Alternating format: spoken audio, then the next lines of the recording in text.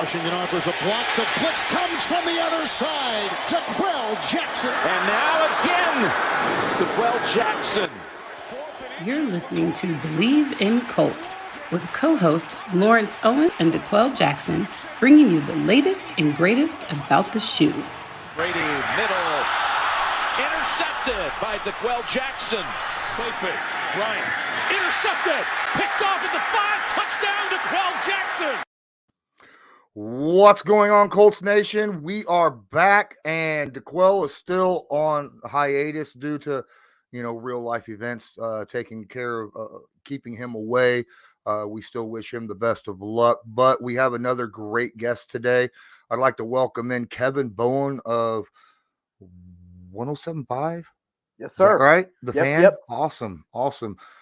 In case you guys don't follow, listen, know, if there's people out there that don't know who you are, which I can't believe that there wouldn't be, but there may be. Why don't you take a moment, give people a little bit of, tell people a little bit about yourself and where they can find you. Yeah, appreciate that. Covered the Colts for about a decade now. Lawrence K. Bowen, 1070 on Twitter. Host a morning show here in Indianapolis. Like you said, 107.5 The Fan there from 7 to 10 a.m. every single morning with Jake Query alongside, and then a podcast, Kevin's Corner, which is strictly Colts. Do that about once a week. And it's been a while since we've chatted. I don't know, maybe training camp. So always enjoy hopping on with you, man. So thanks for asking me. Yeah, last time we spoke was training camp.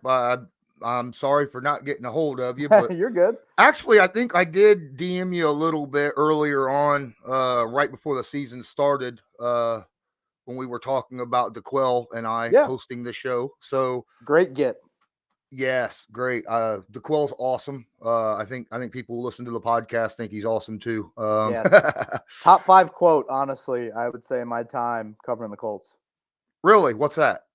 No, just in general, like top 5, like quote, not one individually, but yeah, I would say just the consistency just to talk and to. Yeah, I mean, after win or loss, you need someone who's going to stand up there and take it, and he did, and a variety of things. Obviously, I think his Cleveland background is great because he's seen it, at a different level than what we're used to here, covering this franchise. So, yeah, he's one of a kind.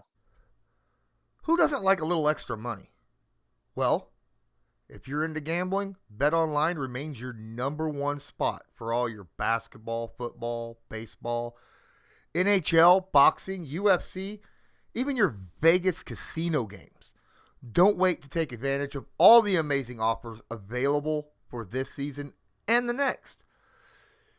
Head to the new updated desktop or mobile website to sign up today and receive your 50% welcome bonus on your first deposit. Just use our promo code Bleav50, that's BLEAV50, to receive your bonus. Bet online, where the game starts. Absolutely. Well, let's get into it. We only have a short period of time today to get this podcast done. So we're going to jump right in. The Indianapolis Colts coming off of one Saturday primetime game, walking into another Saturday primetime game. They come off a really big emotional win against the Patriots, walking into Arizona this weekend against one of the best on the season in the NFC. They have lost a little bit as of recently. What are your thoughts on this Arizona Cardinals team that the Colts are walking into against? Yeah, I mean, certainly what a difference a month and a half makes. Really, I think ever since that Green Bay game on Thursday night, they've just been a bit of a tailspin. And, for their fan base, it probably feels like a little bit of deja vu from what happened late last year for them. Injuries have played a big part, J.J. Watt and DeAndre Hopkins, and just kind of several starters in and out of the lineup as well. And you look out west, or I should say in the NFC, it's so important to, yes, you want to win the division. You really want to avoid that 4-5 matchup because that 4-5, right now it'd be the Rams as the 5 seed, whereas you get into the 1, 2, or 3, obviously the 1, the 2 or the 3 seed, you're going to play like a Minnesota or a Saints team or an Eagles team, in round 1. And that's obviously the matchup you would want much more than, facing a Rams team or somebody like that. So at the start of the year, I love this matchup. Probably has lost a little bit of its luster, but I still am really looking forward. I think anytime you watch Kyler Murray, he's really, really fun to watch. Absolutely. Speaking of Kyler Murray and that offense, oh my goodness. They are on a slide as we talked about, but I mean, they're still a really, really good offense, averaging over 370 yards a game, 255 through the air, and 121 on the ground. And plus, they score 27 points a game. So this Indianapolis Colts defense really does have its hands full, even without DeAndre Hopkins, wouldn't you say? Yeah, I think if healthy, I think James Conner and um, what's his name, Chase Edmonds, really good duo there. I think different kind of complementary skill sets as well. And obviously, Kyler Murray is someone that can be extremely dynamic and extending plays. I asked Darius Leonard just before we started recording just the similarities about the rush plan with Murray versus the rush plan of a Lamar Jackson. The thing about Murray is when he gets out of that pocket, laterally, he is looking to throw. Jackson is looking to primarily make plays with his legs, and he's not afraid to, continue to try and make plays, even though he might take a hit or something like that. Whereas Murray, again, is more of extend to throw. And for the most part, he's probably looking to, get out of bounds, things like that. His body size, obviously, is much different. So I'm going to be fascinated to watch just that pass rush plan. The Colts executed it at times against dual threat quarterbacks like Josh Allen pretty well. But still, Murray is unique in that. And without Hopkins and Rondale Moore being a little bit banged up, I do think it's important for him, for Arizona's sake, to try and extend and create plays up front. So it'll be fun to watch that matchup and just kind of see where Arizona's at psyche-wise. A shorter week for them, traveling back, multiple time zones. How do they handle that? They need a win to get in, but obviously they still have a couple weeks left to clinch a spot. And, they probably don't even have to win another game. They could still get in with that. But there just seems to be more of the panic sense of urgency for them, whereas the Colts are in a boat of the sense of urgency is just to keep it going and try to continue to push towards the playoffs. Not really a panic mode at all here based off how well they've played over the past few months. So I'm looking at the defense overall for the Arizona Cardinals, and it looks incredibly good. Actually, I'm looking at this. This can't be right. 210 yards passing allowed, and 112.8 yards rushing allowed, and they only give up 20 points a game. But then you go and look at their yards per carry they give up. It becomes really obvious that teams are playing from behind against them. They give up on the run because they give up 4.7 yards a carry. Right. Is this a game that Jonathan Taylor could really kind of put in his back pocket if he needs to? Boy, if he needs to have any more reasons to smile this week, I would say seeing that, 27th against the run yards per carry. And last week against Detroit, a guy by the name of Craig Reynolds, who sounds like a 1980s baseball player more than he does an NFL running back. He goes off for, what do you have? I think over 110 against Arizona. So, since the Watt injury, I think that's been a big one. Again, they've been a little bit banged up in the front seven this week. Isaiah Simmons, Jordan Phillips, one of their defensive tackles, showing up on the injury report as well. So, yes, this does have the makings of, similar to New England and probably worse than New England. You're going to have to commit a lot of resources to stop Jonathan Taylor in this rushing attack. It's not just going to be, Tampa Bay maybe feeling a little bit better about their front six or front seven, something like that. You're going to have to commit a lot. So I think that's kind of music to the ears to the Colts, seeing that. Again, they've been a little bit banged up as well at the corner position. I really like Budda Baker. Love his style and kind of how he plays. Vance Joseph is a guy that, has a good reputation as a defensive, minded coach, and similar to Matt Eberflus here, he handles that entire operation out there. But yes, on paper, from a rushing game standpoint, and certainly if you want to talk MVP, you want to talk national spotlight, the ability for Taylor to go off, you can check a whole lot of boxes on Saturday night. Hey, Colts fans, thanks for watching DeQuell and I here on Bleav in Colts. While you're at this, please take a moment to smash the like button, hit subscribe if you're not subscribed, tag that notification bell so that you are notified next time we upload a video or go live so that you can join in the conversation. Don't forget you can share this stream. That would help us out a ton. If you enjoy this, share it. All you got to do is go right over here and click the share button, little red share button down here underneath, and share it to your favorite social media, Twitter, Instagram, Facebook, wherever, doesn't matter. Thank you so much. On behalf of myself and DeQuell Jackson, have a good one. Enjoy the rest of the show. Let's move to the passing game, because everyone who watched that game was not impressed with Carson Wentz in that game and the passing attack. 12 passes, 5 attempts, had 3 balls that legitimately could be intercepted. He had one that actually was. Is there any matchups through the air that you like against this Arizona Cardinals team? Yeah, I'm curious. Robert Alford, one of their corners, been a little bit banged up. They got Quincy Wilson's younger brother there, and when I think of him, was he throwing a towel or throwing a shoe back against LSU or something like that? College days. So the discipline there for him, I think it's something that maybe you can expose. But to your point about this passing offense, Lawrence, outside of the pass rush, it's the biggest concern for me moving forward. If you really look at the numbers, Frank Reich uses because you got to get away from fantasy numbers when you look at the passing offense. You got to look at the efficiency numbers. Yeah. And yards per attempt is a really key metric that Frank Reich uses. And the yards per attempt baseline that he likes to use is 7.5 for the yards per attempt. And if you look at this passing offense over the last 2 months, I want to say Carson has eclipsed that only twice.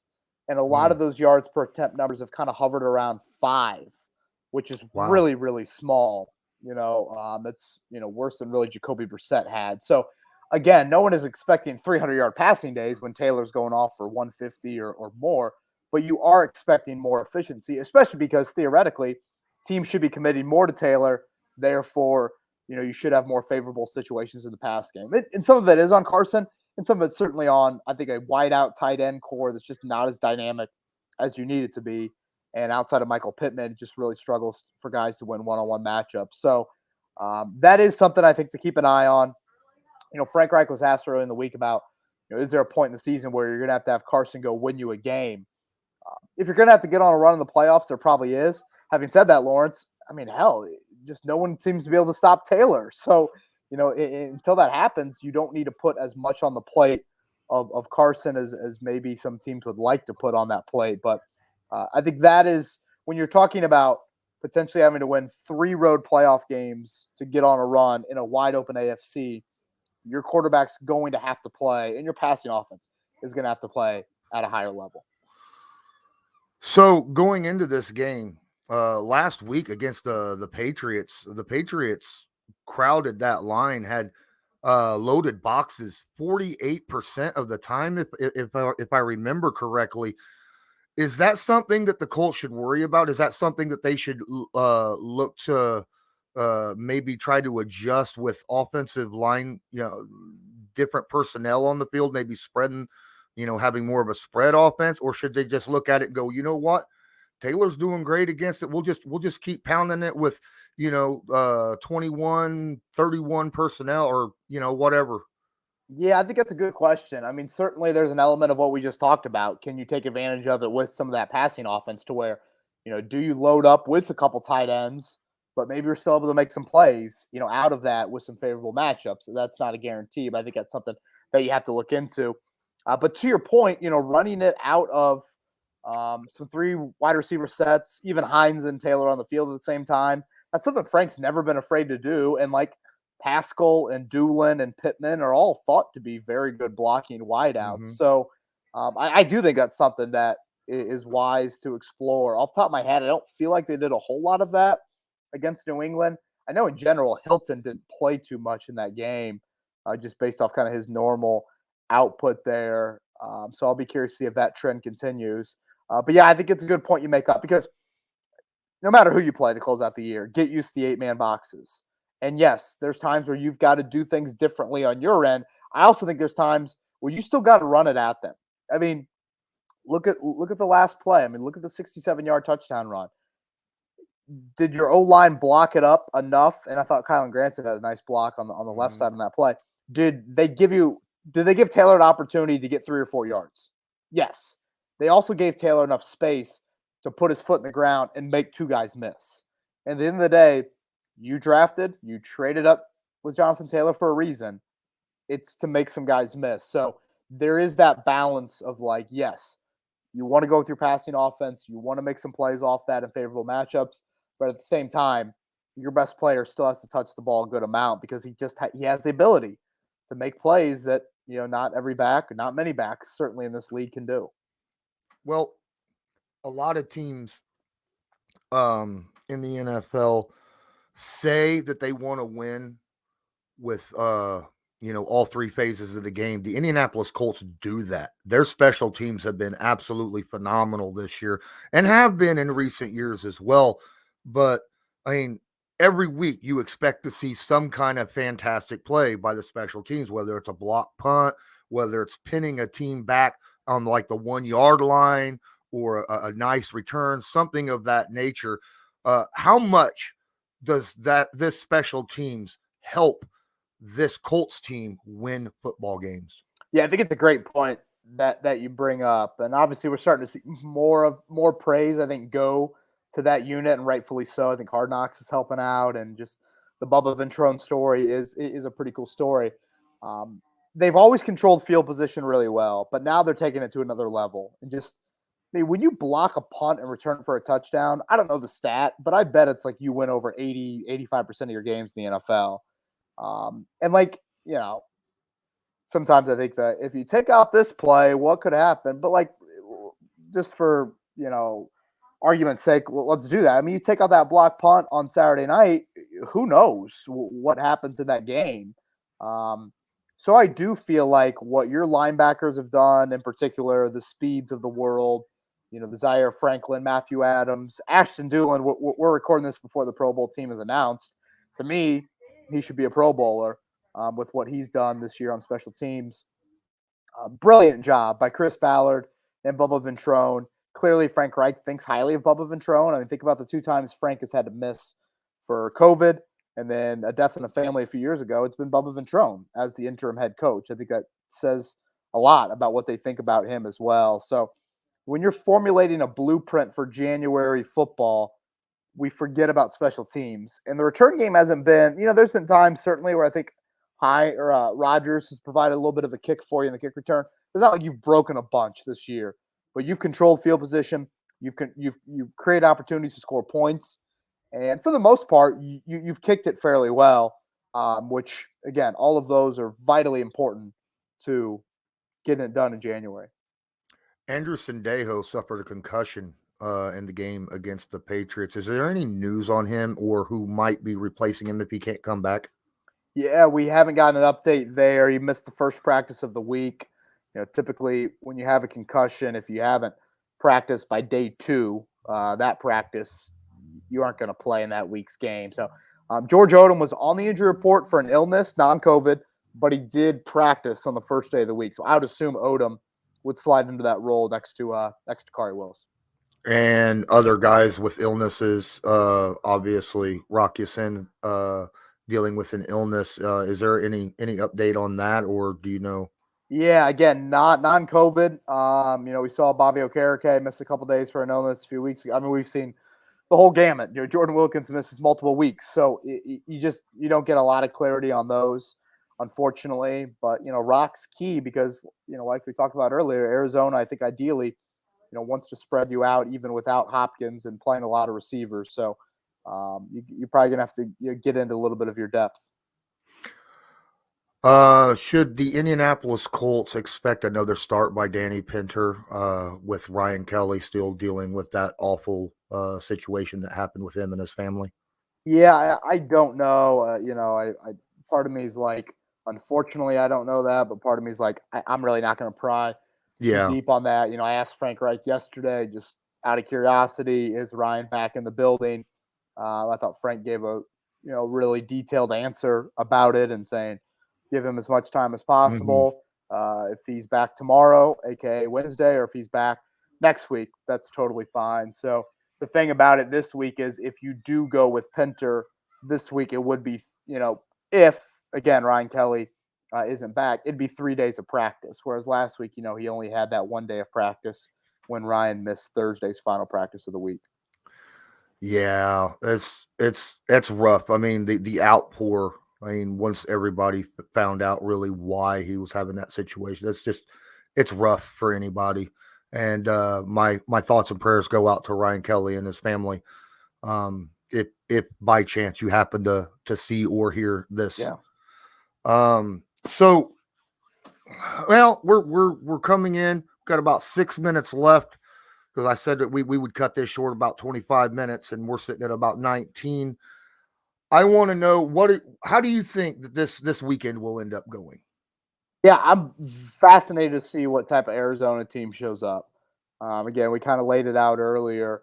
On paper, they have an offense that I think tests some of the major weaknesses, or I guess some of the major question marks, I should say, about Kyler Murray and those wideouts can do a whole lot of damage to you and do a lot of off-script stuff, which I think is it's just hard. There's a reason Arizona did and is 10-4 and did win their first seven games of the season, something like that. So I am curious to see that. But at the same time, you look at what they've done against the run and what the Colts have done. Boy, you talk about playing keep away and limiting possessions. And to me, if you can jump on them early, been a staple, that could be the difference in the game. It seems like Arizona's teetering a little bit. Well, give them a reason to get on the ropes. Give them a reason to get a little chirpy on the sideline with each other. I think if you do that, now all of a sudden, they might break a little bit easier than some other teams would, or break if they're playing from ahead or if they feel like they're in the game a little bit more. So, I saw what's the line, like 1 or 2 points I think Arizona's favored by. I was a little surprised by that. Obviously, the home field is worth 3 points, so Vegas thinks the Colts are the better team. But I would be surprised if the Colts blew Arizona out. I still think it's going to be a pretty competitive game. And if you're a Colts fan, you're kind of looking at these final 3 games. Certainly, with the division still on the line, you want to win out. But really, the game, if you had to pick one game to definitely get over the next 3 weeks, it'd be the Raiders game, with them winning the other night. So I still think you win 2, you're definitely going to get in, and if you win 1, some things could fall your way. So I think Cleveland losing the other night was important for you. This channel is proudly sponsored by the Backroom Collection. They do beautiful sports canvas art with football, basketball, baseball, and other sports themes. Special orders are accepted and autograph pieces are available. Many Indianapolis Colts signed pieces will be available beginning in November. Just use your discount code CL10 to purchase the pieces you want to spice up your living area. That's CL10. Real quick, I had a question on Twitter. I thought I'd bring it up to you. I brought it up earlier to Holder on the last episode, Stephen Holder. And what do you think the chances are that the Titans could end up losing enough and the Colts winning out to be able to take the AFC South? It's funny, Lawrence. I guess I'll throw this to you. You think better chance the Titans go 1-2 or the Colts go 3-0 here down the stretch? Titans have got the 49ers, Dolphins, Texans. I think it's the Colts have. I think that's better that I think there's a better chance the Colts go 3-0 with their schedule they have left. I mean, the toughest game, really, in my opinion, is this Saturday against the Cardinals. The Raiders are up and down, and they've dealt with so much, drama over the season, and the Jaguars are the Jaguars. The Titans are expected to get some of their guys back, right? Yeah. And AJ Brown, really, I think, is coming off IR maybe for Thursday night. So yeah, Thursday seems like such a big game. If you're going to look at the final 3 for them, 49ers, Dolphins, Texans, it kind of goes in order, I think, of difficulty. The hardest one's the 49ers. Then they'd have 10 days to get ready for the Dolphins. And then they're going to have the Texans the final week of the year. So, man, they are falling apart, but I got to think they win 2 of their 3. I'm not sold on Miami. I get Miami's gone on this big run, but I'm not sold on them. So I'm still probably in kind of the last one to really focus on the division camp.